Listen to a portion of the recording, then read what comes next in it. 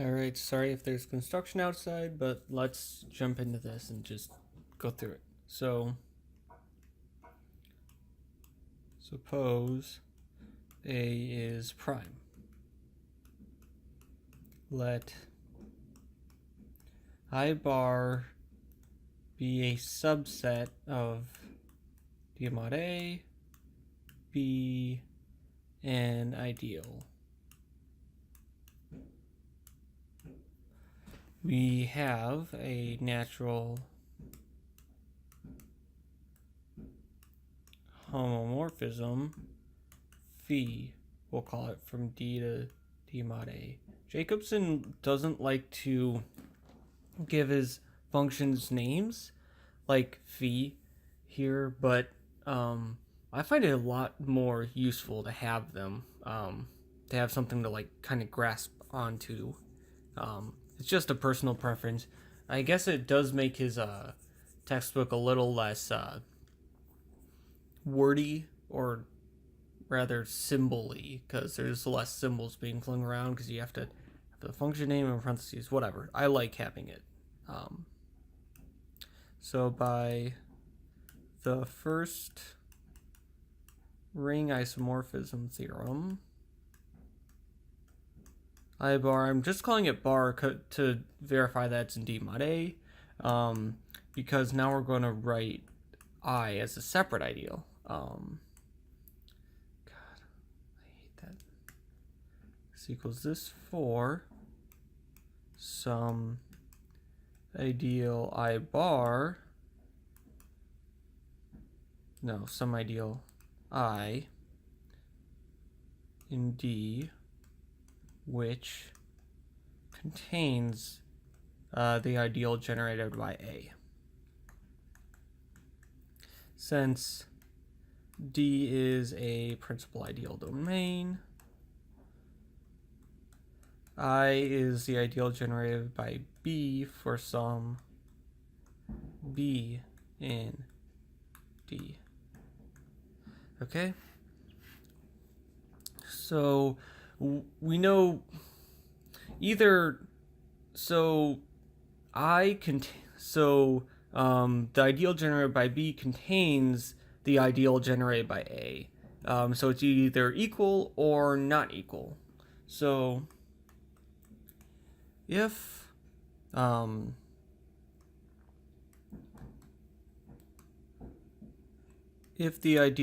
if I is precisely the ideal generated by A, then I bar is phi of I, which is just phi of this ideal. But this ideal is precisely the kernel of our homomorphism, and so this is 0. And by the way, the reason that we're saying that, the reason that we can conclude that if the I bar is given precisely by phi of this and not phi of something else, well,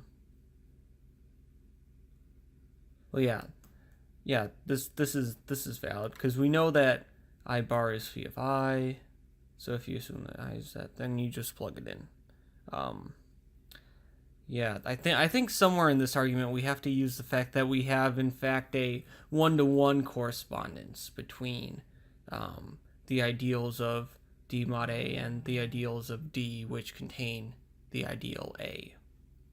So anyways, so that's this. If instead A is a subset but does not contain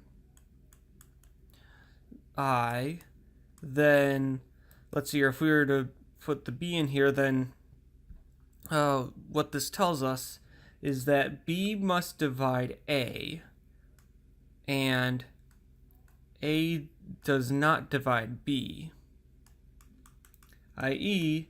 B is a proper factor of A.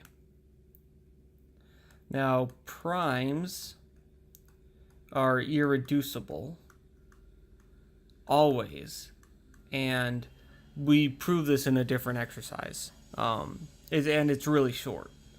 So B is a unit.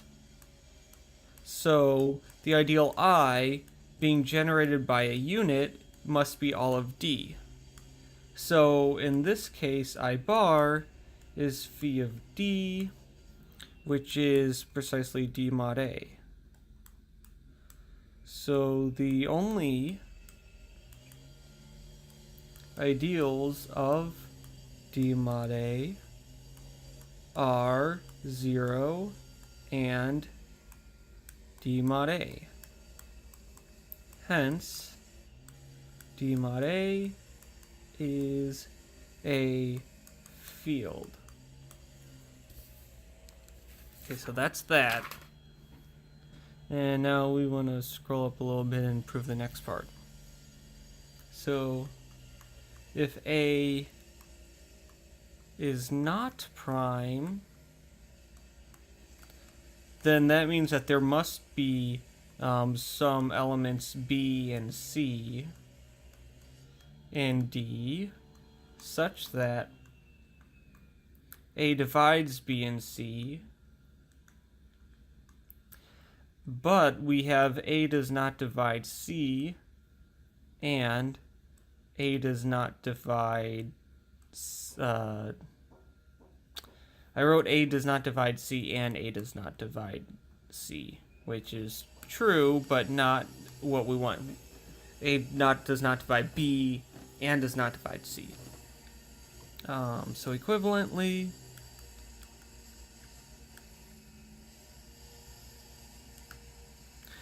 rather, I do like equivalently a lot, so I'm just going to do this. So i.e. BC is an element of A, but B is not an element of A, ideal generated by A. And C is not an element of the ideal generated by A, i.e. BC is equivalent to 0 mod A, but B and C are both not equivalent to 0 mod A.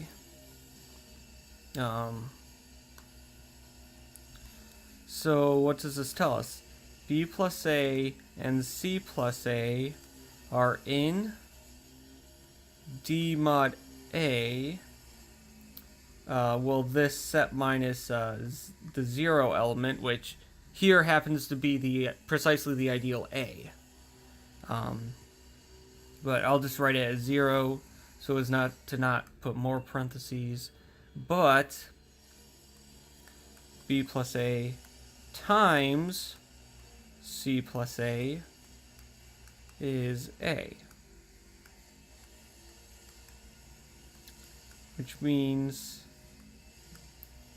precisely that B plus A and C plus A are 0 divisors.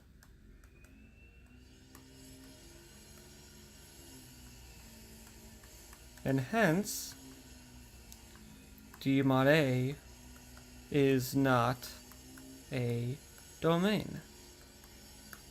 And there we go. This completes our proof.